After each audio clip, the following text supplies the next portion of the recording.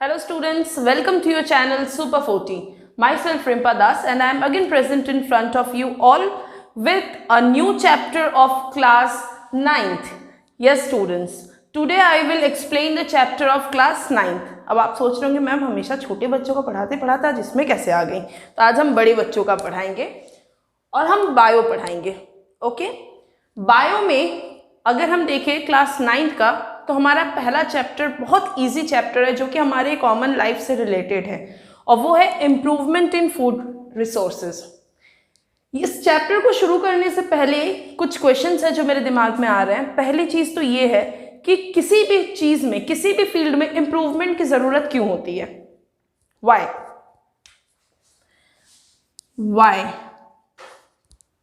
पहला क्वेश्चन आता है क्यों, ठीक है। और दूसरा क्वेश्चन आता है कि अगर हम इम्प्रूवमेंट ला भी रहे हैं उस चीज़ के अंदर तो किस चीज़ में हमें इम्प्रूवमेंट लानी है। जैसे मान लीजिए यहाँ हम फूड रिसोर्स की बात कर रहे हैं, तो अगर हम फूड की बात करें, फूड मतलब खाना जो हम रोज़ खाते हैं, हमेशा खाते हैं, तो फूड की इम्प्रूवमेंट की ज़रूरत क्यों है ये पढ़ेंगे। और अगर फूड में इम्प्रूवमेंट की ज़रूरत है तो किस चीज़ की इसमें ज़रूरत है तो वो पढ़ेंगे, मतलब व्हाट।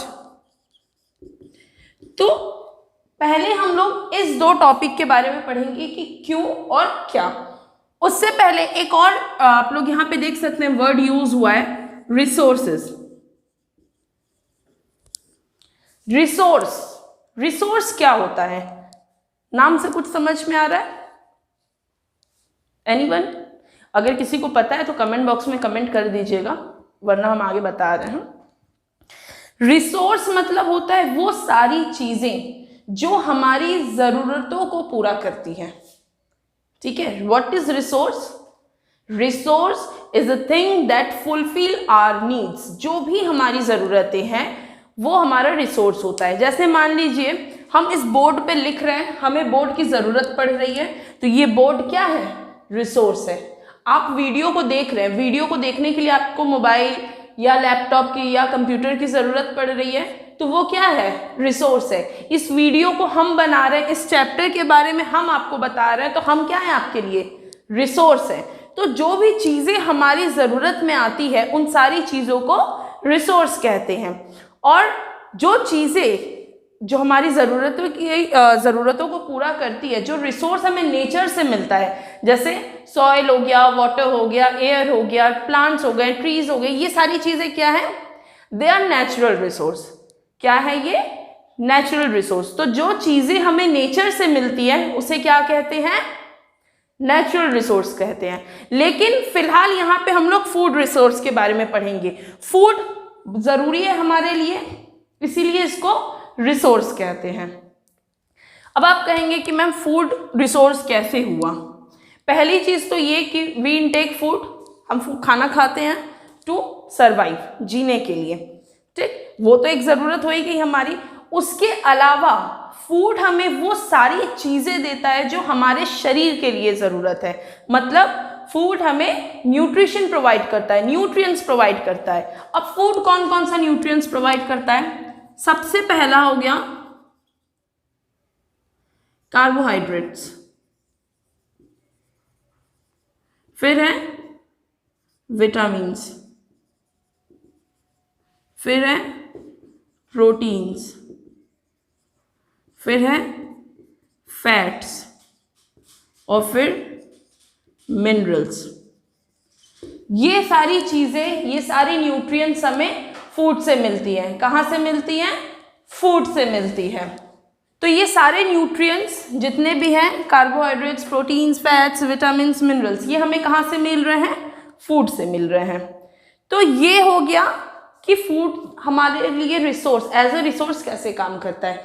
अब जो मैंने यहाँ पे पहला क्वेश्चन आपको पूछा था कि वाई, क्यों, सबसे बड़ी बात तो ये है कि हमारी जो कंट्री है India, second most populated country of the world, सबको पता है, पहला चाइना है, दूसरा इंडिया है। और बहुत जल्द आप देखिएगा कि हमारा इंडिया चाइना को टक्कर दे देगा या चाइना से ऊपर चला जाएगा, बहुत जल्द ऐसा होने वाला है।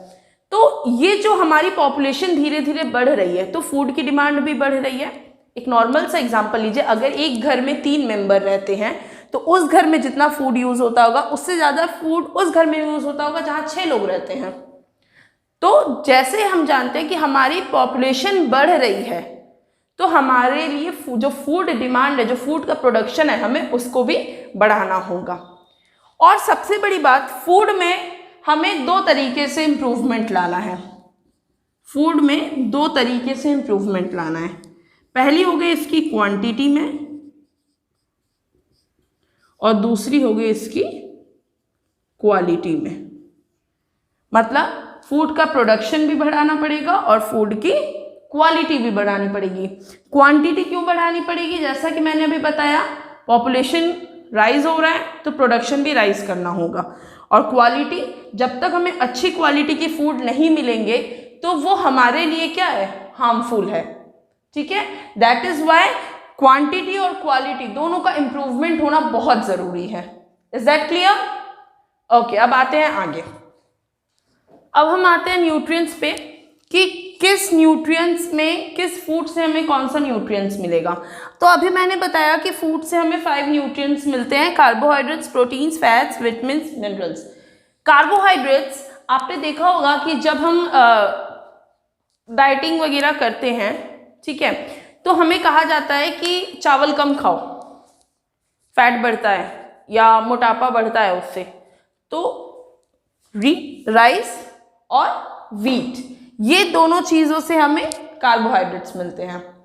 प्रोटीन, एग, मिल्क, फिश, बहुत चीपेस्ट सोर्स होता है प्रोटीन का फिश। ठीक, फैट्स, ऑयल, घी। तो ये जो तीनों चीज़ है, कार्बोहाइड्रेट्स, प्रोटीन्स और फैट्स, ये है एनर्जी गिविंग फूड। फैट्स हमारी बॉडी के लिए रिक्वायर्ड है लेकिन बहुत ज़्यादा अमाउंट पे नहीं चाहिए है, कम अमाउंट भी चलता है। तो कार्बोहाइड्रेट्स, प्रोटीन्स और फैट कंबाइंडली हमें एनर्जी प्रोवाइड करते हैं। उसके अलावा विटामिन्स और मिनरल्स, इन दोनों की अगर डेफिशिएंसी हो जाए हमारी बॉडी में तो बहुत सारे डिजीजेस होते हैं। जैसे आपने बहुत लोगों को सुना होगा, डॉक्टर कहते हैं कि आपके बॉडी में विटामिन ए की कमी है या विटामिन बी की कमी है या विटामिन सी की कमी है। तो क्या होता है उससे? डिजीज कॉजिंग होते हैं। वो क्या होते हैं? Disease causing. आपने पढ़ा होगा, अब आप 9th में हैं अगर, तो 6, 7, 8 तक आपने पढ़ा होगा कि किस डिफिशियंसी से कौन सी बीमारी होती है। विटामिन ए की डिफिशियंसी से कौन सी बीमारी होती है? Anyone knows? Night blindness. B से बेरी, सी से स्कर्वी, डी से रिकेट्स। तो ये जो सारी बीमारियां होती हैं हमें, ये विटामिन की कमी से होती है, इसीलिए इसकी डेफिशिएंसी हमारे लिए बहुत हार्मफुल प्रूव हो सकता है। और मिनरल्स, तो अगर हम एक कंक्लूजन इसका निकालें तो जितने भी न्यूट्रिएंट्स हैं वो सारे न्यूट्रिएंट्स हमारी बॉडी के लिए बहुत ज़रूरी होते हैं। ठीक, तो वाई पढ़ लिया, व्हाट पढ़ लिया। अब हम पढ़ेंगे where. Now where does it food comes from? खाना हमें मिलता कहाँ से है बताइए? सोर्स क्या है फूड के? सोर्स ऑफ फूड वेजिटेरियन और non vegetarian, it means plants and animals. ठीक है, फूड हमें प्लांट से मिलते हैं और एनिमल से मिलते हैं। तो अगर हमें फूड में इंप्रूवमेंट लाना है तो हमें 2 चीज़ों में इंप्रूवमेंट लानी पड़ेगी। जो वेजिटेरियन है उनके लिए agriculture, and for non-vegetarian it is animal husbandry. Animal husbandry. Agriculture में जितने भी क्रॉप से रिलेटेड चीज़ें होती हैं वो सारी आएंगी। एनिमल हस्बेंड्री में कैटल मैनेजमेंट हो गया, जो कैटल फार्मिंग होती है वो आ जाएगी, एपीकल्चर आ जाएगा, ये सारी चीज़ें आ जाएंगी। उसके अलावा जैसा कि मैंने अभी बताया कि क्वालिटी प्लस क्वांटिटी, इन दोनों चीज़ों में इम्प्रूवमेंट लाना बहुत ज़रूरी है। क्वालिटी में इम्प्रूवमेंट हम कैसे ला सकते हैं? जैसे मान लीजिए अगर हम जेनेटिक इंजीनियरिंग करते हैं, आपने पोमैटो का नाम सुना होगा। पोमैटो, पोटैटो प्लस टोमेटो मिल के जब बनते हैं तो पोमैटो बनता है। तो it is a kind of product that we get from hybridisation. ठीक है, तो जब हम किसी हाइब्रिड प्लांट का क्रॉस ओवर करवाएंगे किसी नॉर्मल प्लांट से, तो वो क्या हो जाएगा, उसकी क्वालिटी इंक्रीज हो जाएगी। सेम विथ क्वांटिटी अगर हम देखते हैं तो मान लीजिए कि अगर कोई ऐसा सॉइल है जिस सॉइल में 3 क्विंटल राइस होता हो, 3 क्विंटल राइस, ठीक, लेकिन अगर उसी सॉइल में अगर हम कोई ऐसा हाइब्रिड सॉइल या हाइब्रिड प्लांट का यूज करें जो हमें उसी सेम टाइम में 4 क्विंटल राइस देता हो, तो क्या हुआ, हमारी क्वांटिटी बढ़ी, है ना। तो इसी तरीके से हम लोग अलग अलग टेक्निकल मेथड से क्या करेंगे, क्वांटिटी और क्वालिटी को, फूड की क्वांटिटी और क्वालिटी को इम्प्रूव करेंगे। ओके, तो आइए देखते हैं कौन कौन से टेक्निक्स हम यूज़ करेंगे। मैंने वेजिटेरियन और नॉन वेजिटेरियंस के बारे में बताया कि 2 सेक्टर्स होते हैं, और सेक्टर्स 2 होते हैं, एक होता है एग्रीकल्चर और दूसरा क्या होता है, एनिमल हस्बेंड्री। अब हम इसमें इम्प्रूवमेंट कैसे लाएंगे। एग्रीकल्चर में कुछ चीज़ें हमें करनी होंगी, जो करने के बाद फूड में इम्प्रूवमेंट आएगा। जो सबसे पहला टेक्निक इसमें आता है वो होता है crop variety improvement. Crop variety improvement मतलब क्या होता है कि क्रॉप की वैरायटी में जो अलग अलग टाइप्स के क्रॉप होते हैं, जो वैरायटीज होती हैं क्रॉप की, उसको हम लोग इम्प्रूव कैसे कर सकते हैं। तो जब हम लोग क्रॉस ब्रीडिंग वगैरह करेंगे, अगर जेनेटिक इंजीनियरिंग लाएंगे, क्रॉस ब्रीडिंग करेंगे, हाइब्रिडाइजेशन लाएंगे, तो क्रॉप की वैरायटी में इम्प्रूवमेंट होगी। सेकेंड है crop production improvement. Crop production improvement में हम लोग ये पढ़ेंगे कि जो क्रॉप का प्रोडक्शन है वो कैसे और ज़्यादा हम कर सकते हैं। ऐसी कौन सी टेक्निक हम उसमें यूज़ कर सकते हैं कि क्रॉप का जो प्रोडक्शन है वो अगर आज 3 क्विंटल एक जगह हो रहा है तो कल वो 4, 5, 6 क्विंटल हो जाए। तो उसके बारे में हम लोग इसमें पढ़ेंगे। और उसके बाद है क्रॉप प्रोटेक्शन मैनेजमेंट। अब वैरायटी तो बन गई, क्रॉप की वैरायटी हमें मिल गई, प्रोडक्शन भी बढ़ गया, लेकिन जब कोई चीज़ बन जाती है, तैयार हो जाती है, तो उसको प्रिजर्व करना, प्रोटेक्ट करना भी बहुत ज़रूरी होता है। मान लीजिए आपने बहुत प्यार से कोई मिट्टी का पॉट बनाया है, क्ले पॉट बनाया है, बन तो गया, आपने बहुत अच्छे से उसको बना भी लिया, लेकिन फिर उसको प्रोटेक्ट करना आपकी जिम्मेदारी होती है, ठीक है। तो वैसे ही सेम एज विद क्रॉप, जब इसकी वैरायटी इंप्रूवमेंट हो गई, प्रोडक्शन इंप्रूवमेंट हो गया, तो जब वैरायटी, प्रोडक्शन और प्रोटेक्शन, ये 3 चीज़ें हैं, ये 3 टेक्निक्स हैं जिससे हम एग्रीकल्चर फील्ड में क्या लग सकते हैं, इम्प्रूवमेंट ला सकते हैं। अब हम आते हैं अपने एनिमल हस्बेंड्री में। एनिमल हस्बेंड्री में जो सबसे पहला टेक्निक हम यूज़ करेंगे for the improvement, that is cattle farming. Cattle farming मतलब, कैटल मतलब गाय भैंस, इन्हीं लोगों का पालन हम कैसे अच्छे से कर सकते हैं, इस बारे में पढ़ेंगे। Next is poultry farming. Poultry में हमारे हेन्स आते हैं, ठीक है। Then it is fish farming.